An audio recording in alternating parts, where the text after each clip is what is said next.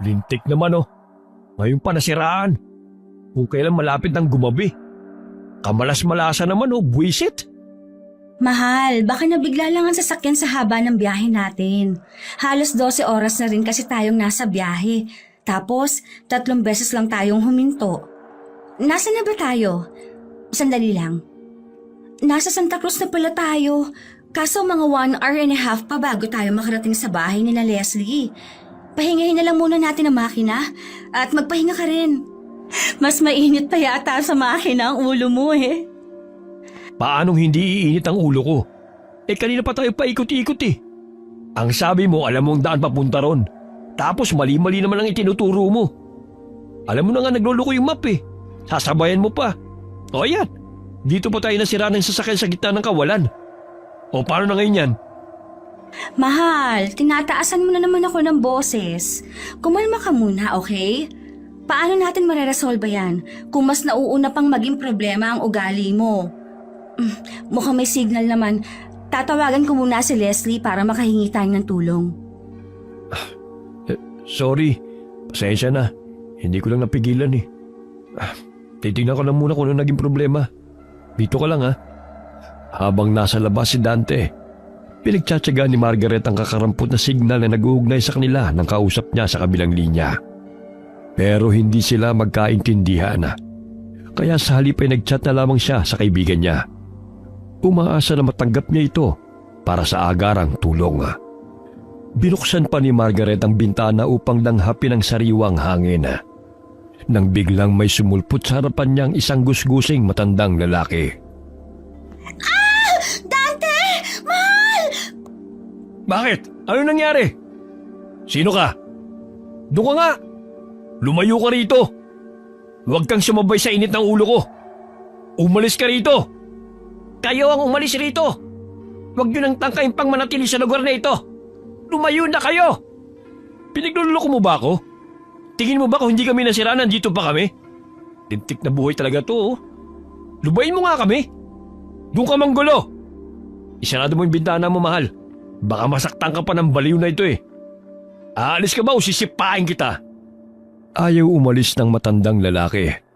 Kahit inaamba na siya nasasaktan na. Sa halip na matakot, umupo pa ito sa gilid ng pinto ng sasakyan at paulit-ulit lang ang mga salita niyang may pagbabanta. Ilang sandali lang din dumating ang isang ginang. O narito ka lang pala, Parlito. Tumayo ka nga riyan. Nanggugulo ka lang naman ng mga bisita eh.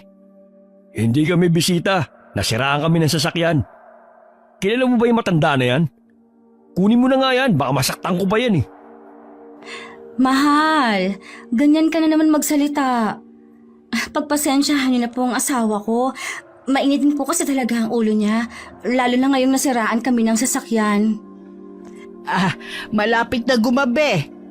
Mas mabuti siguro kung tumuloy muna kayo sa bahay namin. Malapit lang naman yun dito. Tapos bukas nyo na lang ituloy ang pag-aayos ng sasakyan ninyo. Ang akala ko pa naman mga bisita namin kayo. May kasalang bayan kasing magaganap sa linggo. Hala, talaga po? Pupunta rin kasi kami sa kasal ng kaibigan namin sa linggo. Kaya po inagahan namin magpunta para makatulong pa kami sa preparasyon. Kaso nasiraan naman po kami. Kaya nga doon na nga lang muna kayo sa bahay magpalipas ng gabi. Alam nyo, magiging mas delikado kung dito lang kayo. Lalo ka na, iha. Buntis ka pa naman. Paano niyo po nalaman? Sa dami ng napaanak ko rito sa amin, alam ko na ang galaw ng mga pulso nila at lamlam ng mga mata. Kaya nang makita kita, alam kong nagdadalang tao ka. Huwag kayo sasama! Huwag! Manahimik ka na, Parlito. Pagpasensyaan nyo na siya. May diferensya kasi siya sa pag-iisip. Bumaba ng sasakyan si Margaret at lumapit sa asawa niya upang kausapin ito tungkol sa alok na tulong ni Manang Berna. Noong una hindi kumbinsido si Dante na makituloy sa bahay ng ibang tao. Lalo na at hindi naman nila kilala. Dagdag pang nasa probinsya sila at tagong lugar. Pero napilit siya ng asawa niya dahil natatakot din itong magpalipas ng gabi sa labas. Sumamang mag-asawa kay Manang Berna habang ang baliw na matandang lalaki pilit silang pinipigilan. Ngunit hindi sila nakinig. Maliit lang po pala tong lugar nyo. Iilang bahay lang po kasi ang nakita ko. Oo, kaya nga magkakakilala na kaming lahat. Bakit ganyan makatingin ng mga tao rito? Akala mo palagi naghahamon ng away. Tignan mo yung lalaki doon sa kabilang bahay oh. Kanina ko pa napapansin niyang nakatingin sa asawa ko. Mahal, huwag ka nga magtututuro dyan. Alam mong hindi pwede yung ganyan, lalo na sa probinsya. Baka mamaya makapagpatawag ka pa ng away. Normal na boses ko to. Ano magagawa ko? Sa katotoo naman eh. Kanina ko pa napapansin niyang nakatingin sa'yo. Tignan mo, upaan ko yan. Ganyan talaga ang mga tao rito kapag may bagong salta. Kahit sino naman magtataka kung may bagong mukha silang makikita. At tunay namang kahanga-hanga ang asawa mo. Napaka-espesyal niyang bisita para sa lahat. Hindi naman po ganun ka-espesyal. Nagkataon lang po talaga na seloso tong asawa ko. Akala niya naman kukunin ako ng kung sino sa kanya. Pasensya na po kayo at salamat po sa pagpapatuloy ninyo sa amin dito po sa bahay ninyo. Mag-isa lang po ba kayo rito? Oo, dahil yung anak ko nandun na sa asawa niya. Sige na, magpahinga na muna kayo dahil mukhang napagod kayo sa biyahe. Pumasok sila sa isang kwarto. Kubo lamang ang bahay sa lugar na ito. Pawid na bubong at may silong. Gawa rin sa kawayan ng sahig at padera. Kung titignan ay presko sa loob dahil maraming siwang napapasukan ng hangin. Ganitong bahay ang gusto ni Margaret kung sakali mang titira sila sa probinsya.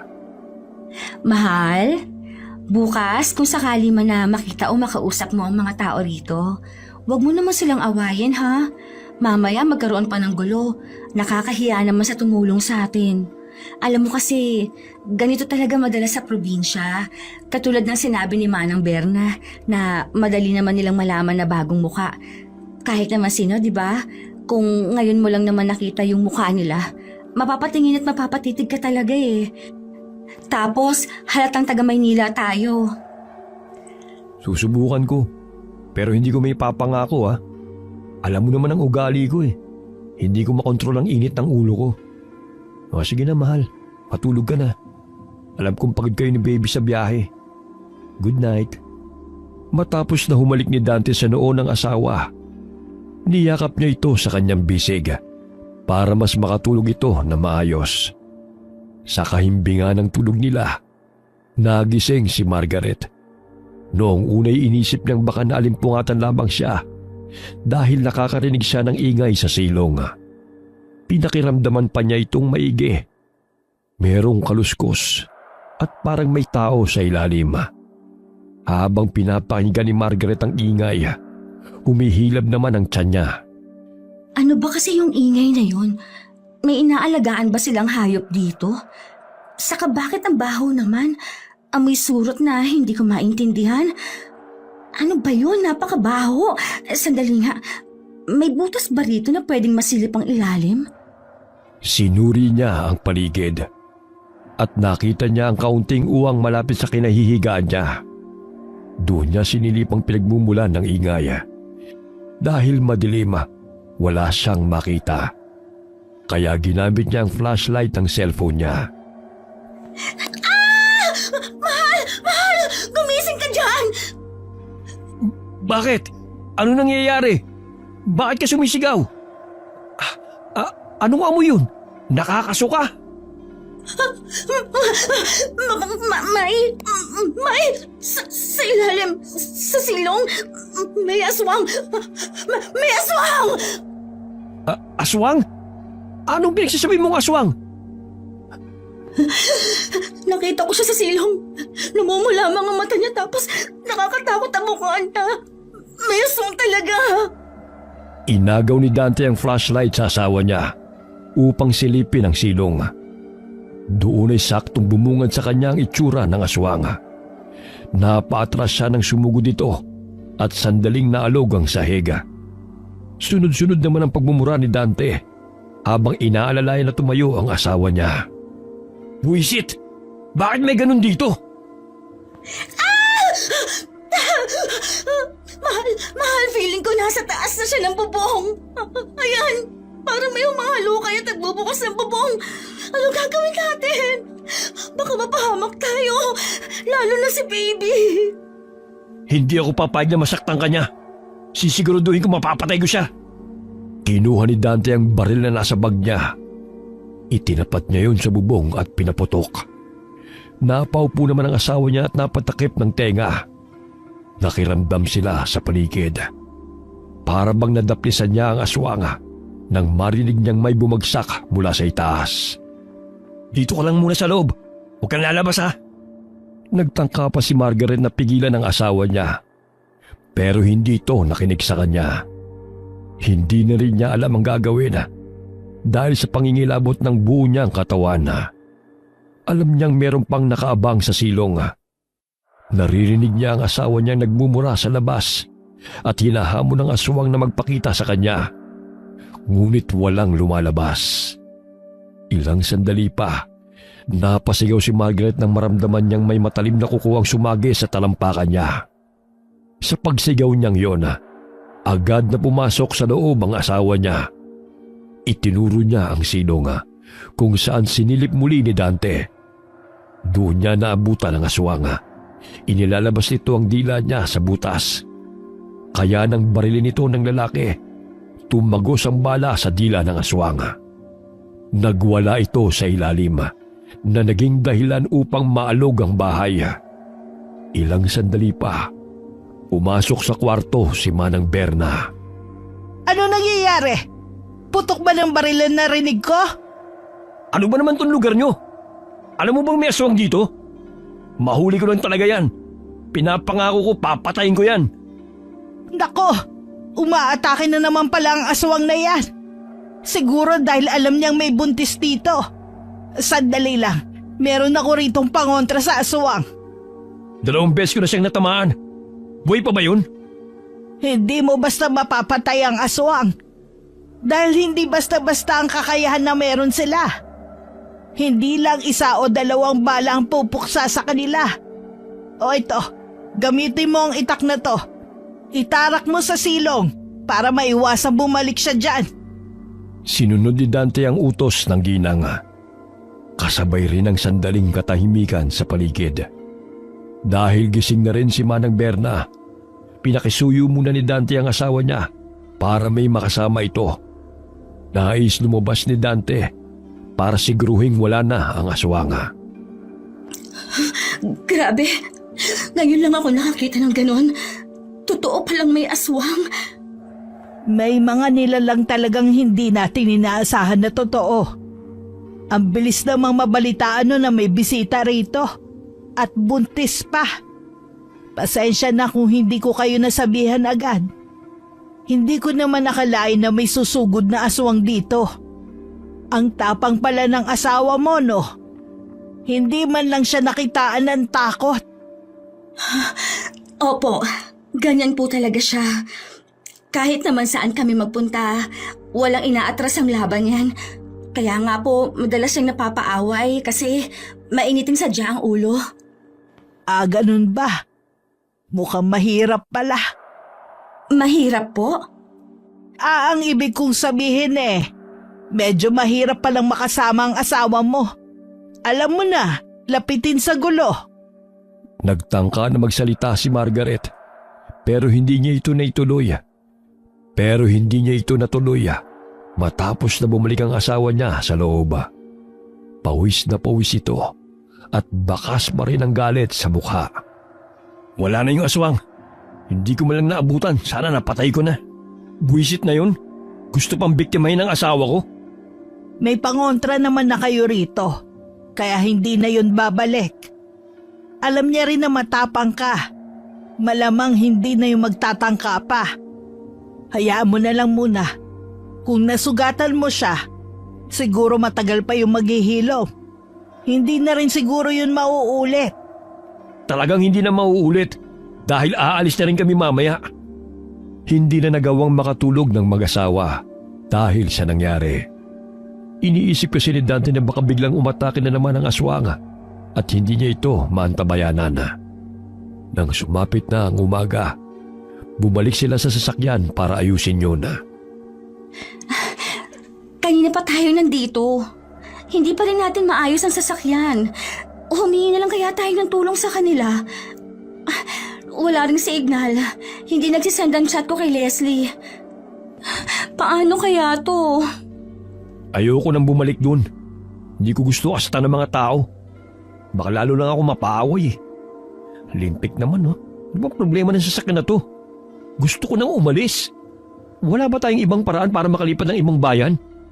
Wala man lang sasakyan ng mga tao rito. Gusto mo bang kausapin ko si Manang Berna?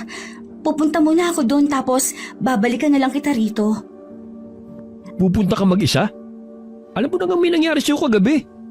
Mamaya balikan ka ng aswang na yun. Mas lalo ka pang mapahamak. Sasamahan na kita. Ayusin mo muna ang inaasta mo. Baka mamaya kung ano-ano na namang lalabas dyan sa bibig mo. Ilang beses na kitang sinabihan na kapag kausap mo naman ng ibang tao, mag-ingat ka sa boses mo. Nag-iingat naman ako sa mga sinasabi ko. Alam mo naman ganito ang tono ng boses ko eh. Nasa kanila na yon kung mamasamain nila. Isa pa, masama ang pakiramdam ko sa lugar na ito eh. Ang misteryoso nilang lahat. Hindi na kumibo si Margaret. Hinawakan na lamang niya ang kamay ng asawa habang naglalakad sila pabalik sa bahay ni Manang Berna. Sa pagbabalik nila, napansin nila ang mga tao na napatigil sa kanilang ginagawa at natuon ang tingin sa mag-asawa. Dahil sa inasta ng mga ito, mahigpit na hinawakan ni Margaret ang kamay ng asawa. Tila ba pinipigilan niya ito sa maaari niyang masabi. Oh, bumalik kayo. Opo, kasi magpapatulong sana kami. May iba po bang masasakyan dito papunta sa kabilang bayan? Hindi po kasi namin maayos ang sasakyan para sana makahingi kami ng tulong sa kaibigan namin. Pasensya na kayo ha. Wala kaming sasakyan eh. Paminsan lang dumaraan dito ang kolong-kolong. Isang beses sa isang linggo. Kung gusto nyo hintayin nyo na lang sa linggo ng hapon. Ano bang lugar to? Bakit kahit transportasyon wala man lang kayo? Paano kayo nakakalis dito? Hindi naman kasi kami umaalis. Lahat ng kailangan namin narito na. Kaya nga kung gusto ninyo, maghintay kayo hanggang linggo. Kung maaabutan ninyo. Hala, paano kaya to? Sa linggo pa naman na ang kasal. Sinabi ko na kasi sa'yo huwag muna tayo magbiyahe. Hintayin lang natin makasabay ang kapatid mo. Eh di sana may kasama tayong may alam talaga ng daan. Huwag na kayong magsisihan. Sakto pwede naman kayong dumalo sa kasalang bayan. Aligurado akong matutuwa ang lahat sa pagdalo ninyo. Hindi umimik ang mag-asawa dahil hindi pa rin kumbinsido si Dante sa mga nangyayari. At ayaw naman ni Margaret na manatili pa ng matagala, lalo pa kapag naiisip niyang tungkol sa aswanga. Umabot ng hapon na at malapit na ulit gumabi. Kaya wala na silang nagawa pa kundi ang manatili ulit sa bahay ng matanda. Kung saan mas lalong naging alerto si Dante kung sakali mang umatake ang aswanga. O eto Margaret, isuot mo tong proteksyon na laban sa aswang para hindi niya maamoy na narito ka pa. Dahil sigurado akong maaari kang balikan nun. Yung itak na ibinigay ko kagabi, huwag niyong alisin sa silong ha? Lalo na dyan kayo matutulog. Kung may kailangan pa kayo, nandun lang ako sa kabilang kwarto. Maraming salamat po talaga sa tulong niyo, Manang Berna. Nakakahiya naman po. Ang dami na naming naistorbo sa inyo. Ganun talaga. Dapat inaalagaan ng espesyal na bisita. Lalo na't imbitado na kayo sa kasalang bayan. Nasabi ko na yun sa lahat. At nasasabik na silang makita kayo roon. Bakit naman nila kami aabangan? Hindi nga nila kami kilala eh. At paano kami magiging espesyal? Kung wala kaming choice kundi magpunta na lang. Malalaman nyo rin yan sa takdang oras. O sige na, magpahinga na kayo. Matutulog na rin ako. Hindi nila napansin ang ngisi na sumisilay sa labi ng matanda, habang ang mga tingin niya ay puno ng pagbabanta. Kahit pa sabing may proteksyon si Margaret, hindi pa rin sila napapanataga. Dahil kada kaluskos na nadidinig nila, nagiging alerto si Dante. Kahit pagod na ang katawan at naghahanap ng pahinga, hindi niya magawa. Dahil iniisip ng walang payapang pahinga sa isang misteryosong lugar. Kinaumagahan na, sobrang sakit ng ulo ni Dante, kaya mas lalong uminit ang ulo niya. Para maiiwas siya sa maaaring maging gulo, hindi siya pinapaharap sa ibang tao. Ako na dyan, Iha. Iwan mo na yan dyan. Hindi mo naman na kailangan tumulong. Hindi na po. Hayaan niyo pong tulungan ko kayo. Ang dami na pong naming naisorbo sa inyo eh. Nakikitira na nga po kami ng libre. Pati po ba pagkain namin kayo pa po ang maghahanda. Ganito po ba kayo kabait sa mga bisita ninyo? Sa mga espesyal na bisita lang. Dahil bibihira lang naman kami magkaroon ng katulad mo. Palagi niyo pong sinasabing espesyal kami. Isa lang din naman po kaming normal na tao katulad niyo. Hindi ka namin katulad. Ano pong ibig niyong sabihin? Taga-syudad kayo, habang taga-probinsya kami. Tinuturing naming espesyal ang mga katulad ninyo. Lalo na ang katulad mo. Katulad mo na napakaganda. Natawa si Margaret, pero daman niya ang pagkailang niya roon na. Halo-halong emosyon kasi ang nararamdaman niya sa tuwing kinakausap niya si Manang Berna. May nararamdaman siyang kakaiba, lalo sa tuwing titingin siya sa mga mata ng matanda. Sa pagsapit ng hapon, nasa labas ang mag-asawa at nagpapahangin. May ilang pa ring mga tao na pinagtitinginan silang dalawa. Pero pinipilit na lamang nilang huwag pansinin. Habang tahimik silang dalawa, napansin nilang dumating ang kulong-kulong na may dalang mga sako. Teka, di ba yun yung sinasabi ni Manang Berna? Baka pagbalik niya sa kanilang bayan, pwede na tayong makisabay. Sandali, kakausapin ko lang siya. Kunin mo na yung mga gamit natin sa loob ng bahay para mabilis na lang tayo makaalis dito. Sinunod ni Margaret ang utos ng asawa. Atat na rin siyang makaalis sa lugar na ito. Habang abala siya sa pag-iimpake ng mga damit nila, biglang pumasok si Manang Berna. Anong ginagawa mo? Ay, andyan po pala kayo. Nag-e-empake na po ako. Kasi andyan na po yung kulong-kulong na tinutukoy nyo. Makikisabay na lang po kami. Maraming salamat po pala sa pagtulong niyo sa amin. Aalis na kayo kahit hindi pa tapos ang kasalang bayan? Opo kasi sa linggo na rin po ang kasal ng kaibigan namin. Pasensya na po. Pakisabi na lang po sa mga ikakasal na congrats. At sorry kasi hindi kami makakadalo. Excuse me po. Paglagpas ni Margaret sa matanda, nagsalita ito na siyang dahilan upang matigil sa paglabas ng bahay ang babae. Hindi kayo maaaring umalis sa lugar na to hanggat hindi pa natatapos ang kasal. Alam niyo bang pambabastos yun sa kultura namin? Maaaring pasukin ng kamalasan ng bayan namin. At maaari din kayong kapitan nun. Kung ayaw niyo maisama sa sumpa, huwag niyong tanggihan ang imbitasyon ng kasal. Hindi alam ni Margaret kung sinong susundin niya dahil bakas ang pananakot ng matanda habang tinatawag naman siya ng asawa niya at pinamamadali. Nahahati ang desisyon niya dahil isa sa kinatatakutan niya ang sumpa na tinutukoy ni Manang Berna. Lalo na at buntis ka pa. Kung ayaw mong dalhin ng magiging anak mo at ng susunod na henerasyon ng lahi niyo ang sumpa, huwag kayong umalis. Hindi kumilos si Margaret hanggang sa napansin niyang palapit ang asawa niya sa kanya at galit na galit ito. Itinuturo pa nito ang kulong-kulong na umaandar palayo. Ano bang tinutunga-tunga nga mo? Kanina pa kita tinatawag. Hindi mo ba ako naririnig? Alam mo nagmamadali yung driver. Ayaw niyang abutan ng dilim sa daan. Ano ba nangyayari sa'yo? Huwag na muna tayong umalis. Dito na lang tayo hanggang sa matapos ang kasal. Seryoso ka ba, Margaret? Talagang gusto mo pang magtagal dito?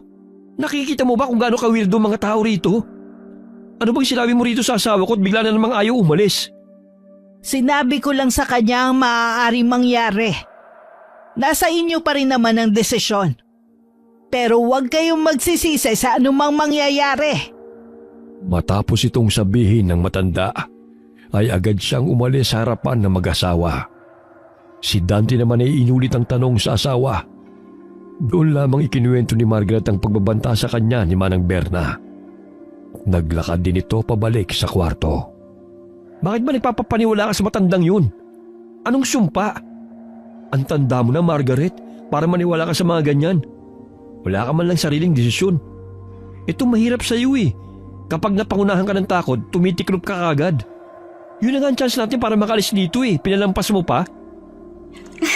Hindi mo ba naiintindihan ang sinasabi ko? Buntis ako. At ang daming pamahiin kapag ganito. Baka mamaya kung ano pa ang mangyari sa anak natin. Hintayin na lang natin na matapos ang kasal. Siguro naman maiintindihan tayo ni na Leslie. Ewan ko sa'yo. Hahanap ako ng paraan para makalis tayo rito. Hindi ko nahihintay matapos pang lintig na kasalang bayan na yan. Aalis tayo rito. Wala akong pakialam kahit na ayaw mo. Mabigat ang hakbang ni Dante habang palabas ng kwarto. Si Margaret naman ay naguguluhan sa mga nangyayari. Gusto niyang umalis, pero natatakot siya. Hindi sila nagkibuan ng asawa niya hanggang sa sumapit ang gabi. Nag-aasikaso ang babae sa kusina habang kasama si Manang Berna. Ang bango! Ang bango mo, Margaret. Po? Hindi nga po ako nakaligo ngayon. Naamoy ko po ang sarili kong amoy pawis. Ang tagal ko nang hindi nakakaamoy ng ganyang klase ng bango.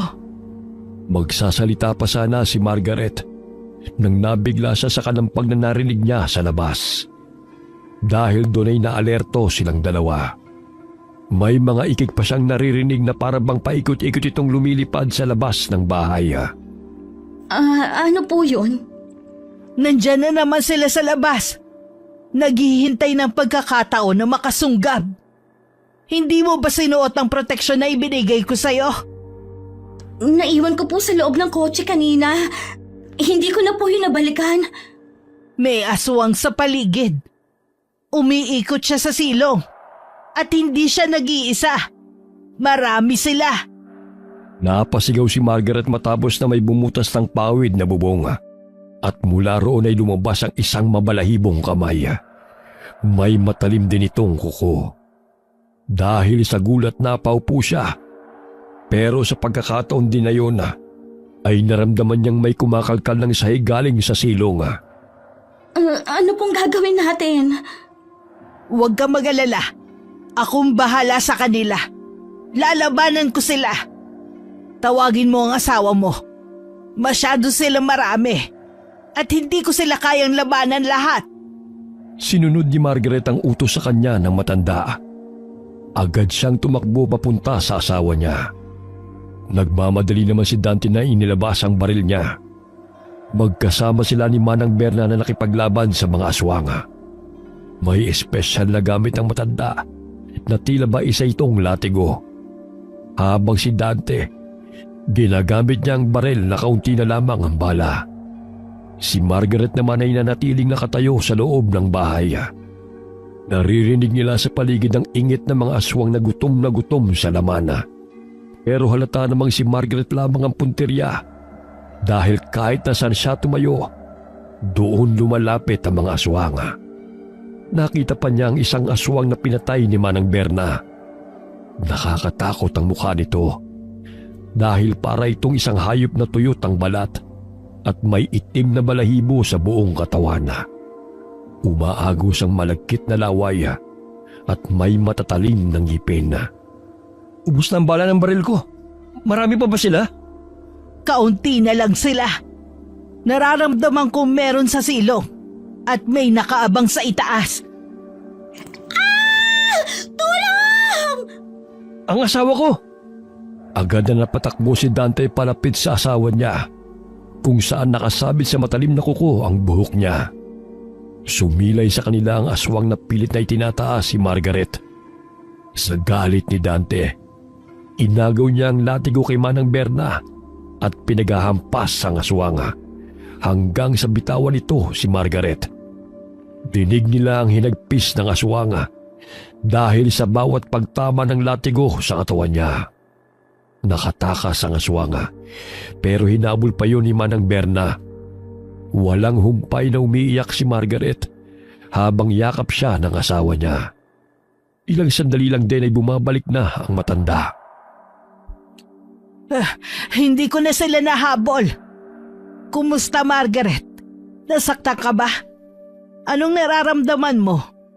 Kumusta ang bata? Natatakot na ako rito. Hindi ko alam kung kaya ko pa magstay ng matagal. Paano kung isang gabi, bigla na lang sila magtagumpay na kainin kami ni baby? Huwag kang lalayo sa akin para maprotektahan kita. Bakit ganun? Parami sila ng parami. Saan ba sila nanggagaling? Hindi ko rin alam. Kaya nga ako nagbigay ng proteksyon sa iyo, Margaret. Para suotin mo yon. Dahil hanggat alam nilang narito ka, hindi sila titigil. Hindi pa rin kumbinsido si Dante sa mga sinasabi ng ginang sa kanya. Muling pinag-usapan na mag-asawa ang pag-alis nila sa lugar na yon.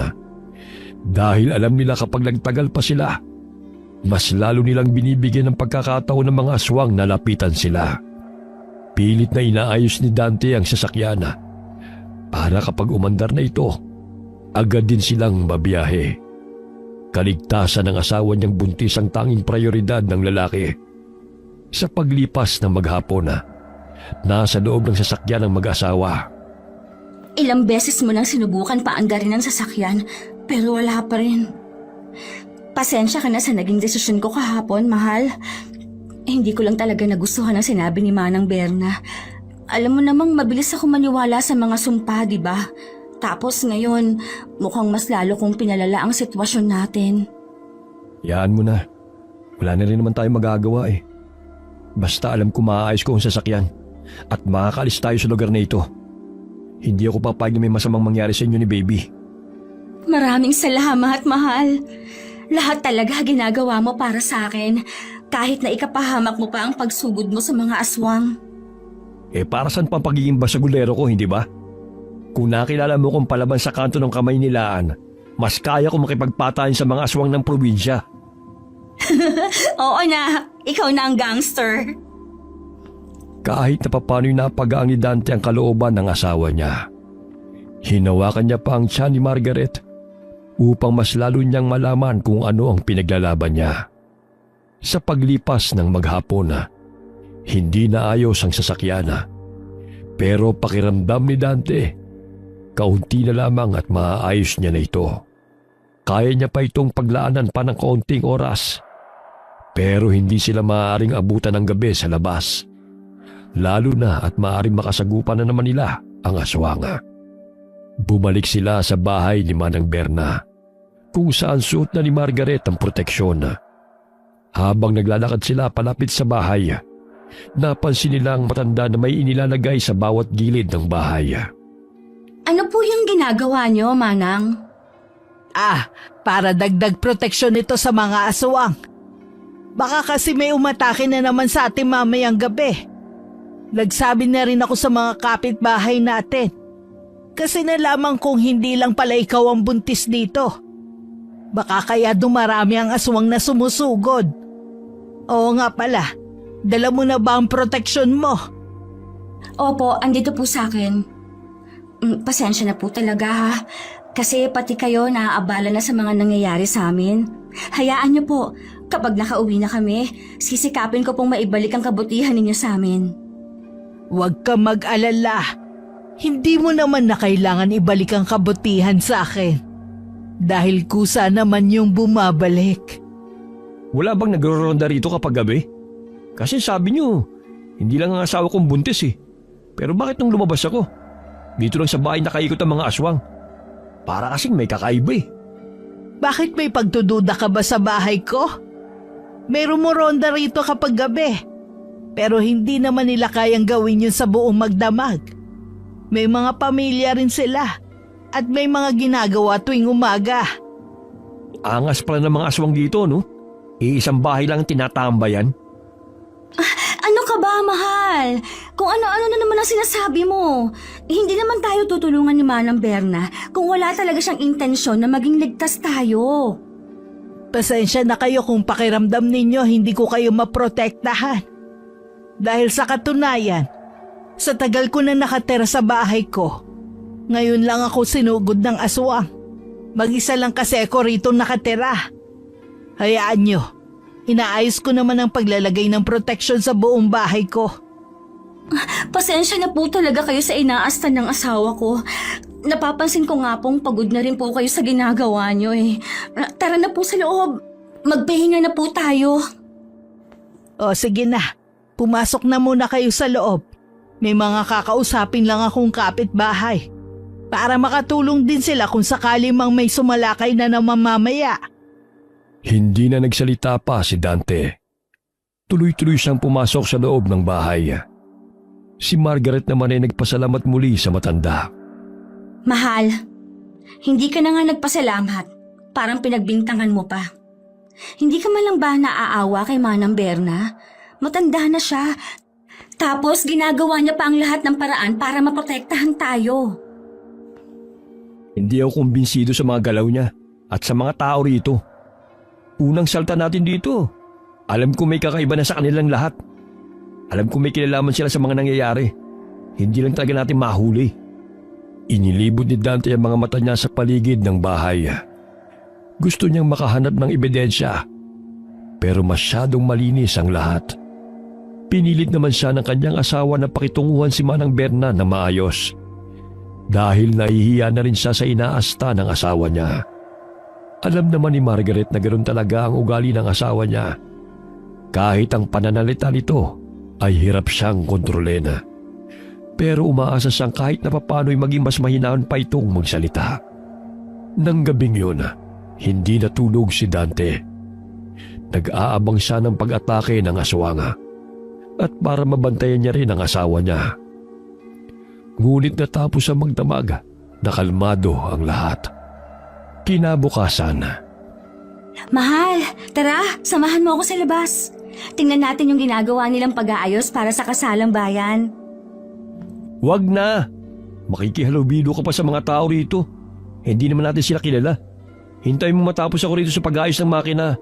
Para kapag nakapunta na tayo kina Leslie, doon ka tumulong. Sige na, please. Gusto kong tulungan silang gumawa. Nababagot na rin kasi ako rito eh. Panay na lang akong nasa loob ng kotse kapag umaga. Tapos nasa loob naman ng bahay kapag gabi. Alam mo na nga nagdududa ako sa kanila eh. Tapos lalapit ka pa. Eh paano kung isa sa mga ng aswang?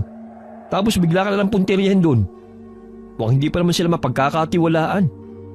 Eh, sige na kasi. Please po. Hindi ka ba naawa sa akin? Ayaw mo bang maging masaya kami ni baby? Sige na, please. Magpapasama na nga lang ako kay Manang Berna. Isa pa, nakita ko halos mga kababaihan na nagde-design doon. Saka ang aga-aga pa. Tingnan mo nga ang taas ng sikat ng araw. Tingin mo ba lalabas ang aswang? Wala siyang sunscreen, panggabi ng duty niya. Nakakuha mo pa talaga magbiro eh, no? Mamaya na. Hintay mo na ako matapos dito. Ako na sasama sa'yo. Napapalakpak pa si Margaret sa tuwa habang sinasabi yun ng kanyang asawa. Tinupad naman ni Dante ang sinabi niya. Iniwan niya ang sasakyang inaayos para pagbigyan ng asawa niya. Habang masaya si Margaret na nakikihalubilo sa mga tao, nakamasid lamang si Dante. Kapansin-pansin ang tila pag-iwas ng mga tao sa asawa niya. Pero dahil naroon si Manang Berna, hinahayaan lamang siyang makitulong. Isa-isang pinagmamasdan ni Dante ang mga tao. Para bang inuusisa niya ang pagkatao ng mga ito. Sa pagiging abala niyang tignan ng mga nasa paligid niya, nawala sa paningin niya ang asawa. Doon niya lamang napansin ang balikan niya ito ng tingin. Pero wala ito sa kaninang kinatatayuan. Agad siyang kinutuban dahil kahit saan magtungo ang mga mata niya, wala si Margaret. Nasaan na yun? Saan nagpunta yun? Natigilan siya matapos na marinig ang isang sigaw at boses yun ng asawa niya. Dali-dali siyang nagtungo sa pinanggalingan ng sigaw kung saan niya naabutan si Margaret na kaharap ang isang gusgusing lalaki. Si Parlito. Matalim ang mga mata nitong nakatingin sa babaeng kaharap niya. Dahil sa galit at pag-aalala ni Dante, sinugod niya ang pulubi at tumama ang kamao niya diretso sa panga nito. Bumagsak si Parlito sa lupa. Doon ito tuluyang binugbog ni Dante. Lahat ng pagtama ng suntok at sipa ay salo ng pulubi. Mahal, ano bang ginagawa mo? Tigilan mo yan! Bitiwan mo siya! Ano ba? Tama na! Ano ba? Bitiwan mo ako! Bakit mo ba ako pinipigil ang bugbugin yan? Ano nangyari sa'yo? Sinaktan ka ba niyan? Tama na! Tama na! Ano ka ba? Bakit bigla-bigla ka nalang sumusugod? Binugbog mo pa siya. Kawawa naman yung tao. Wala naman siyang ginagawang masama sa'yo ha. Halika po, tulungan na kitang tumayo. Pasensya na po kayo. Ang dami niyo na po tuloy sugat. Ano bang ginagawa mo? Bitiwan mo nga yan. Mamaya yan pa yung aswang na umatake sa atin eh. Teka nga, ba't ka pa sumigaw? Saka bakit ka umalis doon nang hindi man lang nagpapaalam sa akin? Kung saan ka pa nagpupunta? Alam mo na nga may aswang eh, na maaaring ikapahamak mo. Hindi kumibo si Margaret. Inasikaso niya ang pulubi na may mga galos at pasa. Iniupo niya ito saglit. Sa kanya rin ibinaba ang mga hawak niyang kahoy. Si Dante naman ay sumunod sa kanila. Tuloy-tuloy siyang nagsasalita at nagtatanong, pero walang nakukuhang sagot. Ano, hindi mo ko papansinin? Paano kita papansinin kung hindi ka tumitigil sa pagsasalita? Anong gusto mo? Hindi ako mag-alala sa sigaw mo kanina? Walang masamang nangyari sa akin. Napasigaw ako dahil nahulog yung mga hawak ko. Nagulat ako. At hindi ko naman alam na napalakas pala yun. Dumating siya at tinulungan ako. Tapos nung nagpakita ka, binugbog mo na kaagad. Hindi ka na nga humingi ng tawad, pinagbintangan mo pang aswang. Bakit kasi hindi mo kaagad sinabi sa akin eh? Hindi mo naman maalis sa mag-alala ko sa'yo. Lalo na't mukha naman talaga siyang aswang. Paano ko naman sasabihin sa'yo? Nauna mo na siyang bugbugin. Saka, lahat na lang na nasa paligid natin. Aswang na ang tingin mo. Ang bait niya nga sa akin eh. Binalot sila ng sandaling katahimikan. Habang nakatingin si Dante sa pulubi, nakaramdam siya ng kaunting konsensya, lalo na nang makita ang mga sugat na tinamo nito. Hindi madalas na humingi ng dispensa si Dante, pero sa pagkakataong ito ay ginawa niya. Wala ka ba talagang pamilya rito? Wala na ang pamilya ko. Hindi ko sila nailigtas. Nakakapagsalita ka naman pala na maayos eh. Akala ko baliw ka. Mahal, ang mga salitang ginagamit mo. Ano bang mali sa sinabi ko? Nagtataka lang naman ako na maayos naman pala siya nakakausap. Pero bakit kapag ibang taong kausap niya para siyang tanga? Naalala ko pa nung nakaraan nakausap siya ni Manang Berna. Di naman siya ganyan eh. Ano, nagpapanggap pa lang ba na baliw? Oo, kailangan ko magpanggap. Para saan? Hindi mo matagal mo na naman kilala ang mga tao rito? Dahil kilala ko sila. Kapag nakita nila ang kalaban ako, papatayin nila ako. Papatayin? Ano pong ibig niyong sabihin? Ano ba yan? Bakit hindi mo buuin yung kwento mo? Nakakapikon ka. Kailangan pang tanungin pa isa-isa eh. Siguro kaya ka nagpapanggap dahil may kasalanan ka sa kanila. Amin mo ng aswang ka at pinoprotektahan mong lahi nyo. Hindi ka agad nagsalita si Parlito. May inilabas siya mula sa bulsa niya. Nang ilahad niya ang palad niya sa harapan ng mag-asawa, bumungad ang isang puting bato. Sapat lamang ang laki nito. Mukhang normal na bato, ngunit hugis ito ng isang perasong dahon. May kakaibang naramdaman si Dante habang nakatingin siya rito. Para bang inaakit siya ng bagay na ito. Isang ugnay na hindi niya may paliwanag. Hindi na naalis ang tingin niya rito. para bang natauhan lamang siya nang alugin siya ng kanyang asawa. Ano nangyayari sa'yo, mahal? Bakit ka nakatulala dyan? Ano yung pinapakita mo? Wala naman siyang pinapakita dyan sa palad niya eh. May nakikita ka ba? Oo, ayan kulay puting bato. Ano namang gagawin ko dyan? Sinuri ni Margaret ang palad ng matanda. Nakalahad pa rin ito sa harapan ng asawa niya. Ngunit wala naman siyang makita. Nagtangka siyang hawakan ng palad ni Parlito.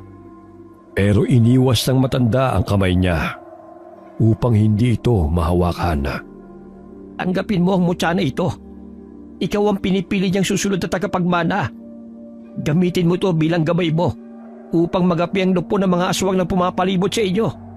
Hayaan mong ibigay niya sa iyo ang kapangyarihan niya upang mas lalo ka pang tumapang at lumakas. Hayaan mong proteksyonan kayo nito laban sa masama nilang balak sa inyo. Oo nga, tama ngang baliw ka. Ano akala mo sa akin, luko-luko? Proteksyon ka pa dyan. Mukha bang maliligtas kami niyan?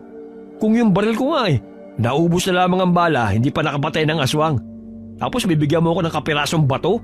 Lakas ang tama mo no? May ibinibigay ba siya sa'yo? Oo, ayan nga hawak niya. Puting bato na hindi ko alam kung anong kayang gawin. Bakit wala akong makita?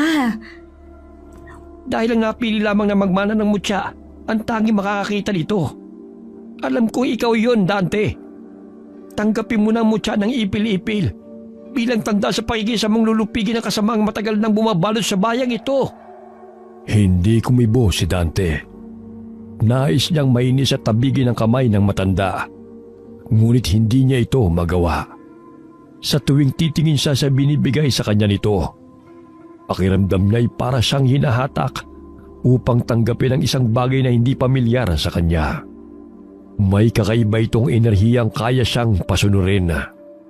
Kunin mo na ito, Dante. Tutulungan ka nitong ipaglaban ng pamilya mo laban sa parating na malaking labanan.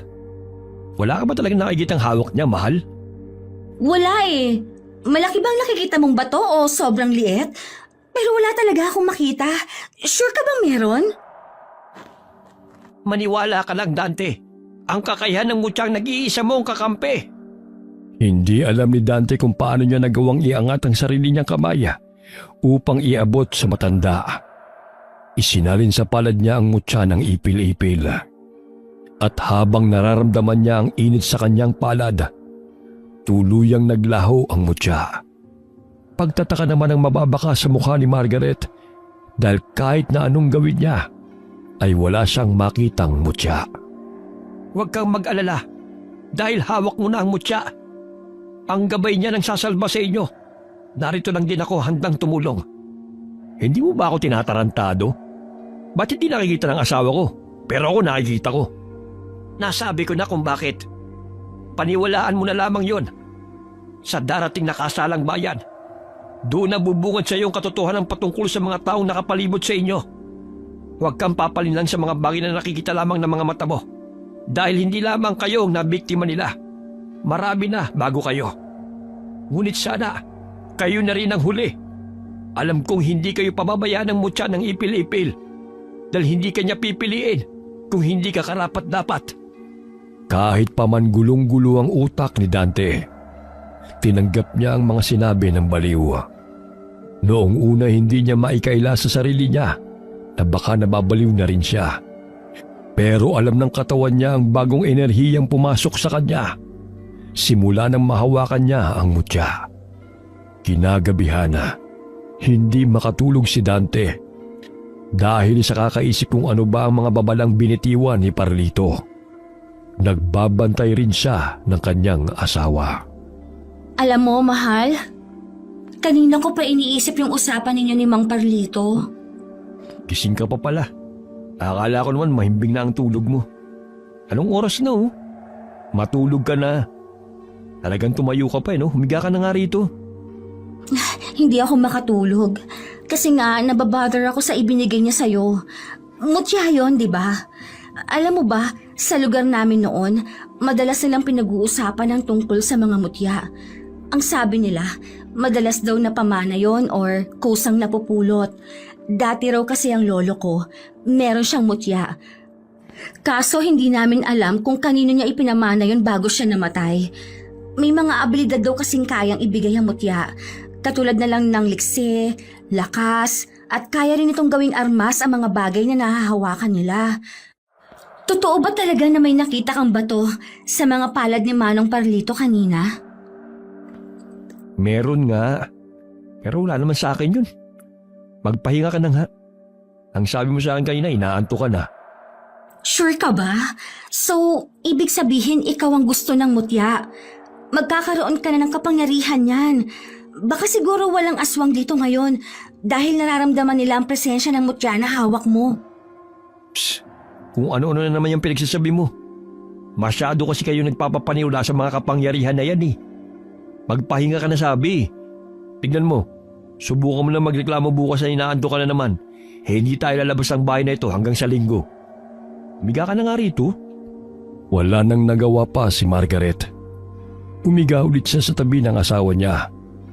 Ngunit hindi niya ito tinitigilan na kausapin patungkol sa mutya. Itinuro niya pa kung paano ba malalaman ni Dante kung epektibo ang mutya sa pagtuklas ng tunay na katauhan ng sinuman sa pamamagitan lamang ng pagsilip niya sa mga daliri niya. Ang mga sumunod nilang gabi naging payapa. Walang bakas na kahit na anong pahiwatig na may nagmamasid sa kanilang aswanga. Ngunit hindi pa rin papakampante si Dante. Lalo pa at malakas ang pakiramdam niyang may mas malaking plano ang mga yun para sugurin sila. Dumating ang takdang araw kung saan gaganapin ang kasalang bayan.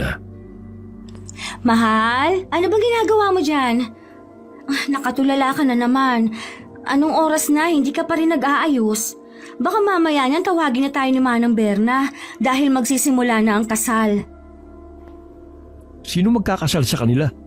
May pari ba rito? May mayor? Wala nga ako nakikitang bagong salta rito maliban sa atin. Nasabi sa akin ni Manang Berna na kakaibang seremonya ng kasal nila rito. Madalas ay pinuno ng bayan nila ang gumagawa nun at nabanggit niya sa akin yun nung nakaraan. Sayang nga lang ngayon pa naman ang kasal ni na Leslie. Tapos hindi man lang tayo nakapunta. Sana hindi yun magtampo kasi hanggang ngayon ayaw pa rin mag-send ng chat ko sa kanya. Huwag na lang tayo mag-attend ng kasalang bayan. Hindi naman tayo kailangan dun Hintayin na lang natin sinasabi ni Manang Berna na masasakyan natin papunta sa kabilang bayan. Ano ka ba naman? Nakapagsabi na tayong pupunta tayo. Saglit lang naman yon, kahit magpakita lang tayo. Sige na, kumilos ka na dyan. Magbihis ka na ha. Hindi na nakaapila pa si Dante matapos siyang hilahin ng kanyang asawa. Wala siyang ganang makihalubilo sa iba. Lalo pa sa tuwing lalapit siya sa mga tao sa lugar na ito. Nakakaramdam siya ng kakaiba sa katawan niya. Ang dami naman nilang ikakasal. Bakit parang halos lahat ng tao rito parang ngayon na magpapakasal? Tignan mo, hindi ba yun yung mag-asawa doon sa kabilang bahay? Tapos ayun pang matanda na yun Oh, pati ba naman yung mga kabataan? Ilang taon pa lang mga yan Ganito ba talaga rito? Kapag ikakasal ang isa, dapat ikakasal ulit ang lahat? Wala namang problema doon, mahal. Siguro kung mahal na mahal talaga nila ang isa't isa. Hindi ba ganun din naman talaga ang balak natin? Kapag nanganak na ako, magpapakasal ulit tayo sa simbahan? Baka ganun din dito. Anong problema? Tayong dalawa lang ang bisita nila. May nakikita ka bang iba rito? Maliban sa mga anak nila? Wala man lang ba silang kaibigan sa kabilang bayan? O sa ibang lugar na dadalaw ngayon? Hindi ba may sinabi si Manang Berna na inaasahan nilang bisita? Nasaan na yung mga yun? Iginala ni Margaret ang paningin niya sa buong paligid. Ang mga batay nakaupo sa likuran nila. Habang silang dalawang mag-asawa ay sakop ang isang linya ng upuan. Baka naman kasi hindi nakadalo. Parang tayo lang sa kasal ni na Leslie, hindi tayo nakapunta. Oh, ayan na pala si Manang Berna. Siya ang tanungin natin. Ilingon ni Dante ang matandang babae. Kausap niya mga bata at mukhang pinaalis niya mga ito. Mabilis namang siyang sinunod ng mga bata. at nagtakbuhan sila palayo. Ngiti naman ang ibinahagi ng matanda matapos niyang balingan ng tingin ng mag-asawa. Pinaalis ko na yung mga bata. Baka kasi bigla silang manggulo mamaya. Bakit pinalis mo pa? Wala ngang bisita rito maliban sa amin dalawa ng asawa ko. Kulang na lang pati kami sumama na sa pagpapakasal ng mga tao rito. Ganun talaga rito. Kaya nga sinabi kong espesyal kayong bisita, hindi ba? Dahil kayo lang talaga magiging kasama namin dito. Hayaan ninyo. Mabilis lang naman ang kasalan na to. Darating din tayo sa mas masayang tagpo sa araw na ito. Oh, ano pang hinihintay nyo? Di bilisan nyo na. Nainip na ako matapos to para makaalis na kami.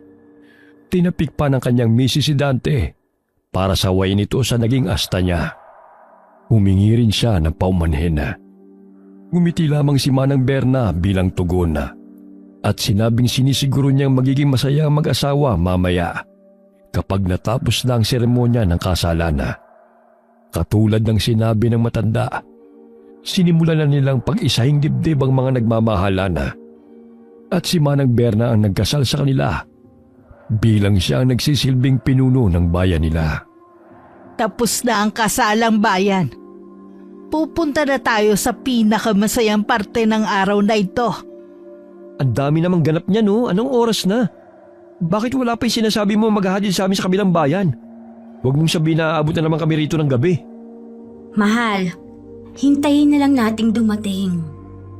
Hihintayin? Mukha bang may hinihintay pa tayo? Wala nga dumarating Alam ba kung anong oras na? Malamang hindi yun ngayon pumunta. Dahil nung huling beses kami nagkita, ang sabi niya ayaw niyang abutan siya ng gabi sa biyahe. Kung wala naman ngayon, baka bukas yan. Hintayin nyo na lang. Kung kami nga palaging matyagang naghihintay ng mga ganitong pagkakataon. Tara na, sumama na tayo sa kanila papunta sa reception. Mukhang gutom ka na rin Maghintay na lang tayo ha. Andito na rin naman tayo Hindi na naman natin maaabutan ng kasal ni Leslie. Bakas sa mukha ni Dante ang inis. Lumingon pa siya sa likuran niya at nagbabaka sakali na dumating na ang driver ng kulong-kulong. Ngunit bigo siya. Sumama siya sa asawa niya kung saan sila nagpunta sa gitnang bahagi ng mga kabahayan. Naroon nagtitipon-tipon ang lahat. Pati ang mga kabataan na pinaalis kanina ni Manang Berna. Salubong pa rin ang kilay ni Dante. Lalo pat ang lahat ng naroon ay sa kanila nakatuon ang tingin. Abang na abang sa pagdating nilang mag-asawa. Bakit walang handa? Ang akala ko ba, dito dadalhin yung mga niluto nila? Nasaan yung pagkain? Medyo nakakatakot silang tumingin sa atin. Para kasing nanlilisik ang mga mata nila. Mahal, di ba may sinabi ka sa akin nung nakaraan tungkol sa placement ng kamay ko? Para malaman kung anong kaharap natin? Tungkol ba sa mutya? Oo, ang gawin mo lang, pagdikitin mo yung dalawa mong hintuturo at hinalaki para makahugis ka ng triangle. Then, baligtarin mo tapos doon ka sumilip. Parang ganito sa kamay ko. Naalala ni Dante ang turo ng asawa. Isinilip niya ang kanyang mata sa pagitan ng mga daliri niyang hintuturo at hinalaki na nakabaliktad na patatsulok. Doon bumungad sa kanya ang kagimbal-gimbal na katauhan ng mga nasa paligid nila. Napatras siya at napasigaw. Bakit? Anong nakita mo, mahal? Kailangan natin makalis dito. Bilisan mo na. Paglingon nila, bumungad sa kanila si Manang Berna. Malawak ang ngiti nito, ngunit may ibig sabihin ang mga tingin niya. Saan kayo pupunta? Hindi pa tayo nagsisimula, iiwan nyo na kami? Hindi yun maaari. Dahil ilang taon kami naghintay para sa ganito ka-espesyal na pagdiriwang. Hindi kayo pwedeng umalis dahil kayo ang handa namin. Umalis ka sa harapan namin. Kaanib ka nila. Isa ka ring aswang. Hindi pa man nailalabas ni Dante ang galit niya. Nagpakita na ng tunay na anyo si Manang Berna. Sumabay sa pagdilim ng kalangitan ng alingaw-ngaw ng mga aswang. Sa pagsugod ni Manang Berna sa kanila, hinila ni Dante ang asawa niya at bumagsak sila sa lupa. Paglingon din nila sa mga tao, naging katulad na sila ng anyo ni Manang Berna. Bumungad sa kanila ang mga nanilisik na mata ng mga ito at naglalaway na mga pangil. Baka sa kanilang uhaw at gutom para sa dugot laman ng mag-asawa. Mahal, anong gagawin natin? Ang dami nila. Huwag ka mag-alala. Hindi ako papayag na masaktan kanila. Pagbilang ko ng 3, tumakbo ka na. Ha? Paano ka? Baka mapahamak ka. Kaya ko ang sarili ko. Basta siguruhin mo makakalayo ka rito. Dala akong lalaban sa kanila. Mahal, basta palagi mong tatandaan. Mahal na mahal ko kayo ni baby.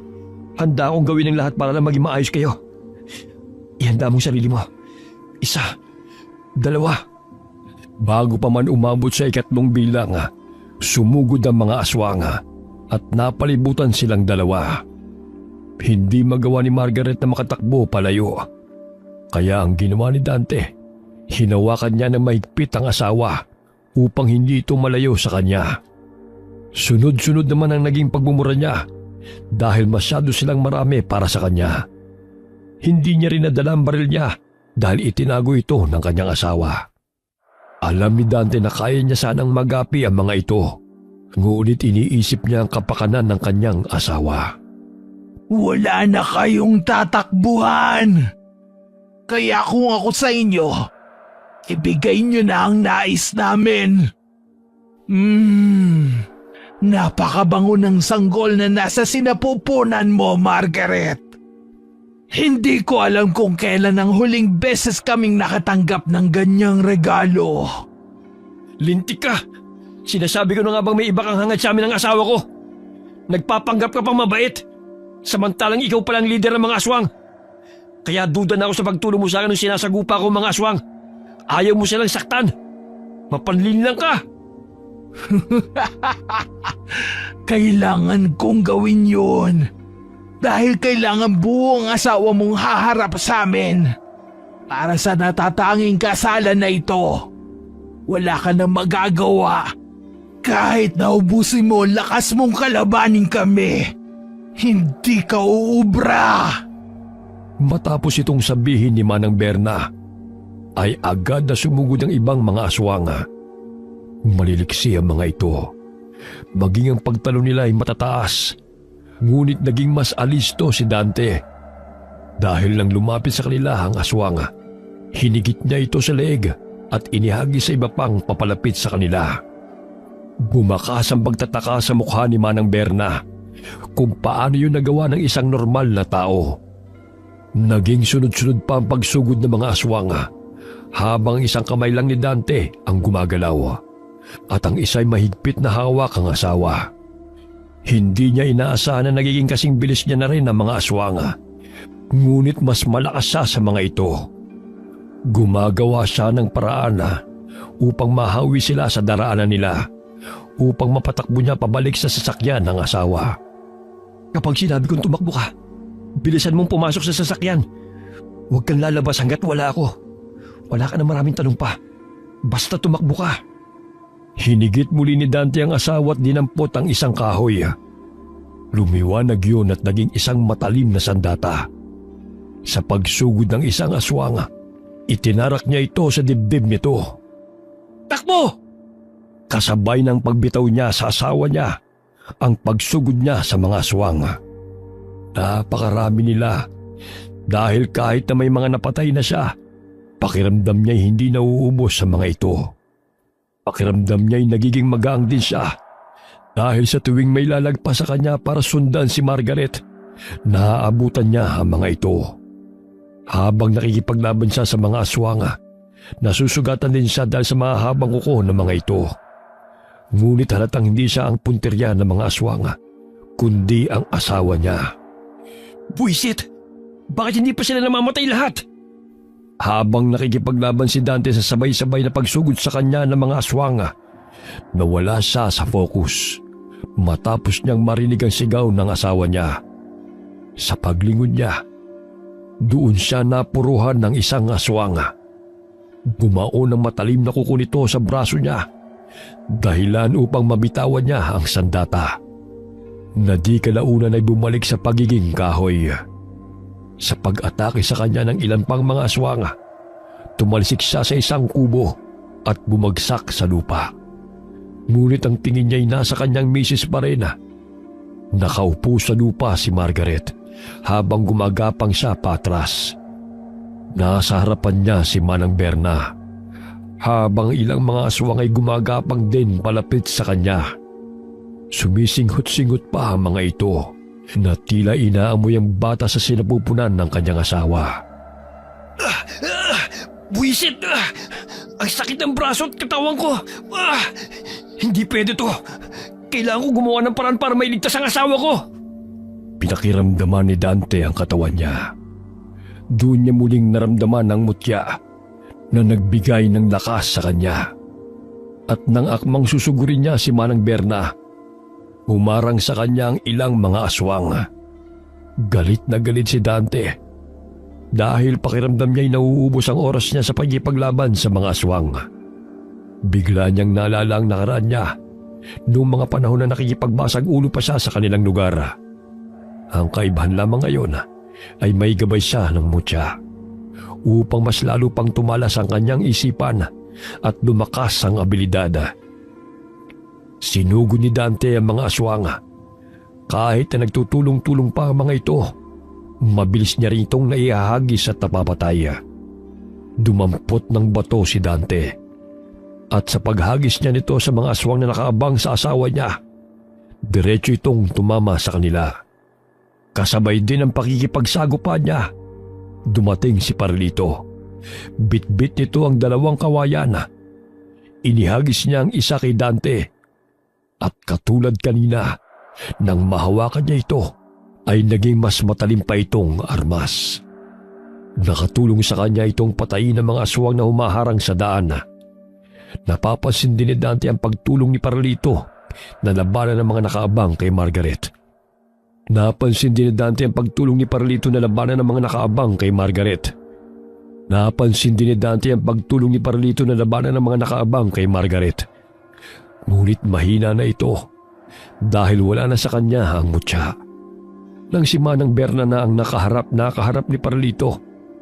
Nang si Manang Berna na ang nakaharap ni Parlito, saktong nakalapit na si Dante. Ngunit hindi niya nailigtas sa matanda. Dahil bumao ng matalim na kuko ni Manang Berna sa dibdib ng matandang lalaki. Kaya palang lakas ng loob mong labanan kami. Ikaw na palang namamahala ng mutya. Pero hindi mo pa rin kami mauubos. Hindi ako papayag na lupigin mo ang lahing matagal na naming iningatan. Kahahantungan mo rin ang dinanas ni Parlito. Ikaw lang ang maaaring buhayin ng mutya. Ngunit hindi mo kayang kontrolin laban sa aming lahat. Diyan ka nagkakamali dahil kaya ko kayong ubusin para matigil ang kasama na ginagawa nyo. Sinisiguro kong dadaan muna kayo sa bangkay ko bago nyo masaktan ang asawa ko. Sumigaw ng napakalakas ni Dante na naging dahilan upang mabingi ang mga aswang. Tinangay rin sila nang biglang lumakas ang hangin. Doon na nakakuha ng tiyempo si Dante upang lusubin ang mga natitirang aswang. Inisa-isa niyang patamaan ng matalim na espada ang bawat aswang na makaharap niya. Bumabaw ng espada sa dibdib, leeg, ulo at tiyan ng mga ito. Dumaloy ang dugo ng mga aswang sa espada pababa ng kamay niya. Habang nakikita niyang nauubos na ang mga kalaban niya, nakakaramdam siya ng kaginhawaan. Nakahandusay ang mga katawan nito sa lupa hanggang sa isa na lamang nananatiling buhay sa mga aswang.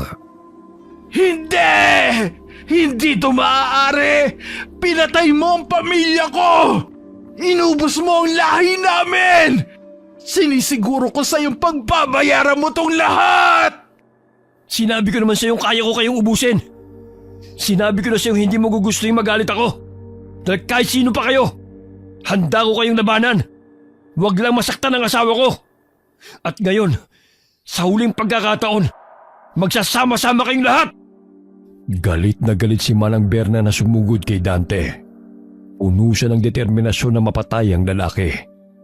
Pareho silang malakas at pareho silang may ipinaglalaban. Dito ay nahirapan si Dante dahil mas maliksi si Manang Berna kaysa sa mga nakasagupa niya. Naiiwasan niya ang mga galaw ng lalaki. Doon mas lalong nangibabaw ang gigil ni Dante. Mukhang nagamay na ni Manang Berna ang galaw niya, kaya iniba niya ang estilo. Sa muling pag-atake sa kanya ng huling natitirang aswang, inikutan niya ito. Ngunit naging mas alerto si Manang Berna. Nahigit ng matalim niyang kuko si Dante. Sabay silang bumagsak sa lupa, ngunit hawak niya ang lalaki sa leeg. Sinasabi ko sa iyong hindi mo ko kaya. Dahil walang sino man ang nagpatumba sa akin. Kahit patangan mo ang mutya, lahat ng humawak niyan, hindi ako kayang talunin. Tanggapin mo na lang ang katotohanan na kagaya nila. Magiging sawi ka ring nabubuhay. Bit-bit ang mapait na kinahantungan ng pamilya mo.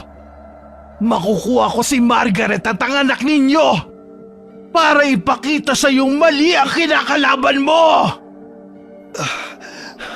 Hindi mo yung magagawa dahil ako ang tatapos ng kasamaan mo! Mas lalong bumao ng matatalim na kuko ni Manang Berna sa leeg ni Dante. Napapikit naman siya sa sakit na dulot nito. Pilit niyang kinakapa ang nabitiwan niyang kahoy, ngunit wala ito sa tabi niya. Ilang sandali pa, napasigaw si Manang Berna dahil sa sakit. Napabitaw siya kay Dante na agad din siyang itinulak palayo. Sabay silang napatingin kay Margaret kung saan hawak nito ang isang kawayan. Sa pagsugod sa kanya ng matandang babae, inihagis ni Margaret ang hawak niya sa kanyang asawa kung saan tumalon si Dante upang mahawakan yun. Iniharang ng lalaki ang katawan niya sa asawa niya. At kasabay ng pagpapalit ng hawak niyang kahoy na naging matalim na espada, saktong paglapit ni Manang Berna, bumaon sa kanyang dibdib ang kabuuan ng espada. Baka sa mga mata ng matanda ang galit at hinagpis dahil sa kinahantungan ng kanilang lahi. Sa pagbitaw ni Dante ng espada, bumagsak din ang katawan ng aswang. Puno ng dugo ang katawan niya at hingal na hingal niyang pinagmamasta ng pagkaubos ng lahi ng mga aswang. Mga bata man o matandang aswang, lahat sila ay nakahandusay sa lupa. Mahal ko, ayos ka lang ba? Ang dami mong sugat. Napatay ko na silang lahat. Ligtas na kayo ng anak natin. Sinabi ko naman sa iyo kahit na anong mangyari, hindi ko hahayaan na may manakit sa iyo. Hindi ako naging basagulero sa Maynila para lang magpatalo sa mga aswang. Maraming salamat, mahal. Sana makaalis na tayo rito. Ayoko na manatili pa rito. Dahil baka hindi lang sila ang mga aswang na naninirahan sa lugar na to. At habang hawak mo ang mutya, alam kong meron pa rin makakatuntun sa'yo. Uminahan ka na. Gagawa ko ng paraan para makaalis tayo rito. Sandali. Nandiyan yung driver ng kulong-kulong. Halika na, mahal. Umalis na tayo rito. Pagtataka ang mababaka sa mukha ng driver nang makita niya mga katawang nakahandusay sa lupa at ang mga dugo ang katawan ng mag-asawa. Nakiusap si Dante na ihatid sila sa kabilang bayan kung saan sila makakakuha ng signal para makatawag na sila sa mga kamag-anak nila. Hindi naman na nagtanong pa ang driver, agad na rin silang umalis. Habang nasa biyahe sila, ay pinag-uusapan nila ang tungkol sa mga taong nakatira sa bayan na yon. Ang sabi pa ng driver, silang dalawa lamang ang bisita na nakaalis sa lugar na yon. Kaya raw ayaw niyang inaabot siya ng gabi sa pag-deliver ng mga pagkain doon. Dahil alam niya ang kwento tungkol sa mga taong nakatira sa Tagong Bayan. Ngayon lamang niya nakumpirma na tunay ngang mga aswang sila. May kalayuan ang naging biyahe nila. At nararamdaman ni Dante na marami pang aswang sa paligid nila. Ngunit hindi ito lumalapit sa kanila. Nang makarating sila sa kabilang bayan, nagpalit sila ng damit. at doon sinubukan ni Margaret na tawagan ang kapatid niya. Patapos pa lang daw ang kasal. Pero papunta na rito si Alex. Susunduin niya tayo. Ang tagal na raw nila tayong tinatawagan. Kaya nag-aalala sila kung nasaan na tayo. Mabuti na lang nakalabas tayo ng buhay sa lugar na yon. Hindi ako makapaniwala sa dami nila at sa lakas nila. Makakaligtas tayo. Salamat sa naging gabay sa akin ng mutya. Pero nakakaawang sinapit ni Parlito. Pero sana masaya na siya ngayon. Dahil nabigyan ko rin ng hustisya ang pagkamatay ng pamilya niya. Pero mahal, pwede bang ilihim na lang natin ang nangyaring to? Ang tungkol sa aswang at tungkol sa mutya. Sumang-ayon si Margaret sa pakiusap sa kanya ng asawa.